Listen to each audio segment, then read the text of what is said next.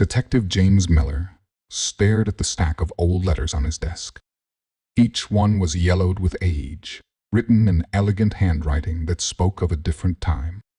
But it wasn't their age that bothered him. It was the fact that they had started arriving one by one over the past week, each postmarked from 1985. "Impossible," he muttered, picking up the latest envelope. The postal stamps were authentic. The paper was genuinely aged, and the handwriting matched perfectly with the others. But how could someone be mailing letters from 40 years ago?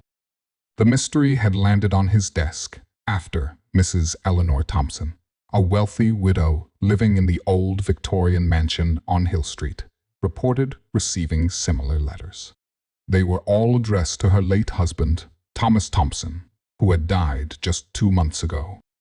"These letters," Mrs. Thompson had told him, her hands shaking as she spoke, "they're from my husband's first wife, Rachel.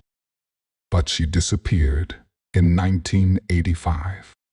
The police never found her body."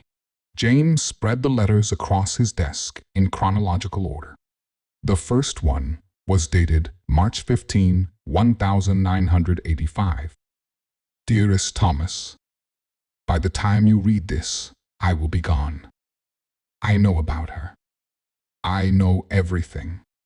Rachel." The second letter, dated March 20, 1985. "Thomas, did you think I wouldn't find out? The late-night meetings, the whispered phone calls. I trusted you. Rachel." Each subsequent letter grew more accusatory, more desperate. The final letter, the one that had arrived this morning, was different. Dated April 5, 1985. "My love, tonight everything changes. Come to our special place at midnight. We need to talk. Rachel." James checked his watch, 7:30 p.m. He grabbed his coat and headed to Mrs. Thompson's house. The old Victorian loomed against the darkening sky, its windows like watchful eyes. Mrs. Thompson answered his knock, looking pale. "Another letter came today," she said before he could speak. "I know." "Mrs. Thompson, where was the special place Rachel mentioned in her letters? Where did she and Thomas often meet?" The widow's hands twisted in her lap. "The gazebo, in the garden behind the house. They used to spend evenings there before she vanished." James walked through the overgrown garden.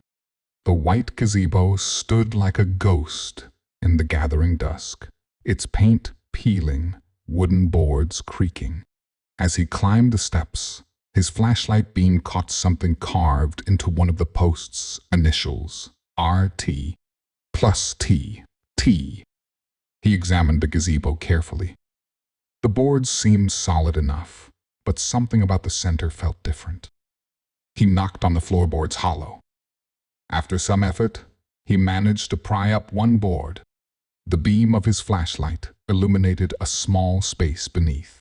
There, wrapped in deteriorating plastic, lay a bundle of papers, more letters, but these were different. They were written in Thomas's handwriting, never sent, all addressed to Rachel. The last one made James's blood run cold.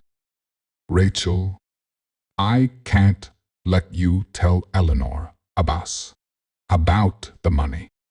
Tonight, it ends. Thomas." James pulled out his phone and dialed the station. "This is Detective Miller. I need a forensics team at 1247 Hill Street. And bring ground-penetrating radar. I think I know where Rachel Thompson's body has been for the last 40 years." The mystery of the letters was solved 2 days later.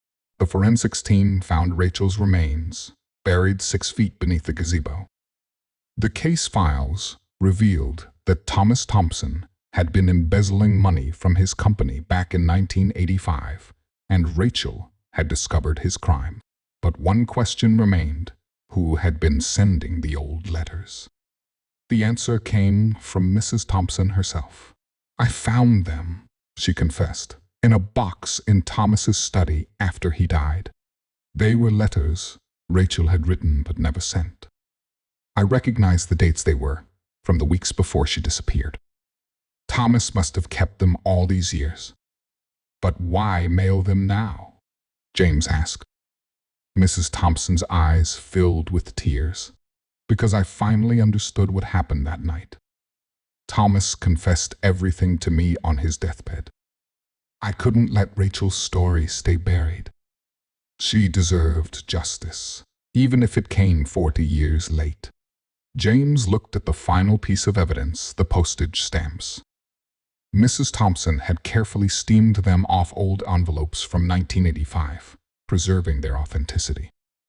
She had planned every detail to make sure the truth would finally come to light. As he closed the case file, James thought about Rachel Thompson, whose letters had finally been delivered, whose story had finally been told, and whose rest had finally been found.